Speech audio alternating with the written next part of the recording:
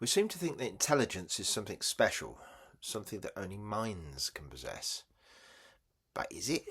Because machines can now translate languages, recognise images, write essays and solve problems that once seemed uniquely human.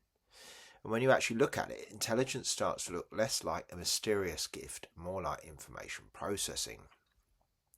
So if intelligence can emerge from patterns alone, what exactly makes consciousness different? Physics, Consciousness and Reality, Dickie Dredd and Nigel Adams. And this is part 22 in the video series, chapter 3, Consciousness at the Frontier. And this is part 2 on AI, so it's part 19, AI Research, What Machines Teach Us About the Mind, part 2. Another way AI research feeds into the bigger conversation is through its intimate relationship with information. After all, AIs are nothing more than information processing machines, built to ingest, transform and output patterns.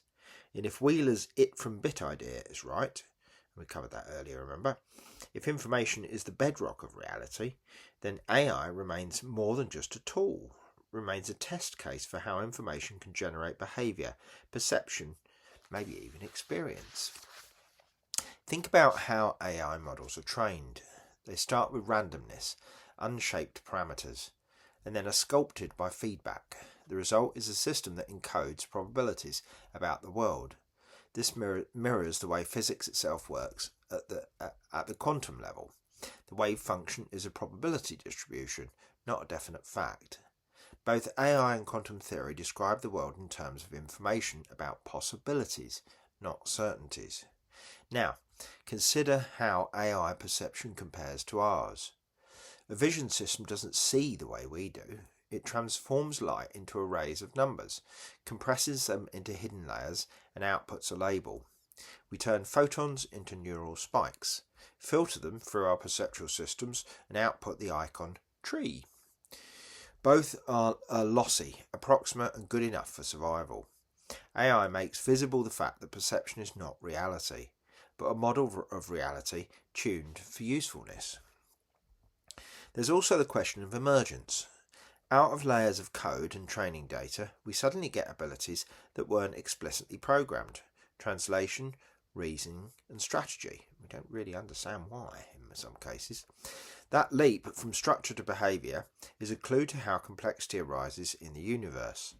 Just as space-time might emerge from deeper geometries, or consciousness might emerge from information itself, AI shows us emergence in action. But here's the provocative thought. What if consciousness isn't emergent at all? What if its fundamental and information processing systems are simply one way to interface with it? In that case, AI won't create consciousness, but it might still act as a channel or filter for it, the way a brain does.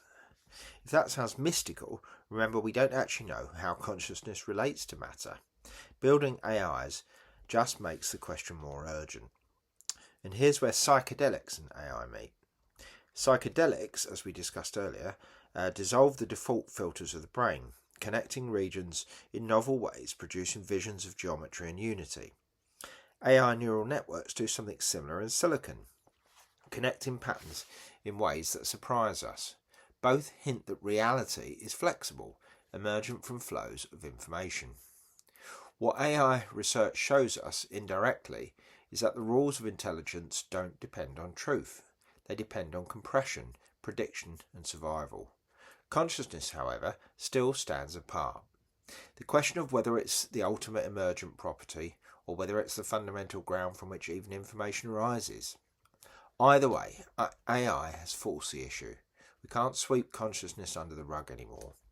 Machines are now good enough at simulating intelligence that we've got to ask, what makes our experience real?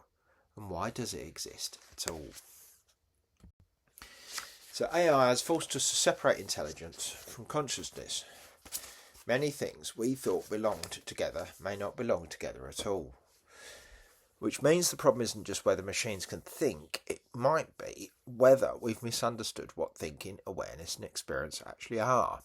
So is consciousness something that emerges from information, Or is it information itself emerging from consciousness? Next up, we're still in Chapter 3, Consciousness at the Frontier, and we're on Section 20, Cloning.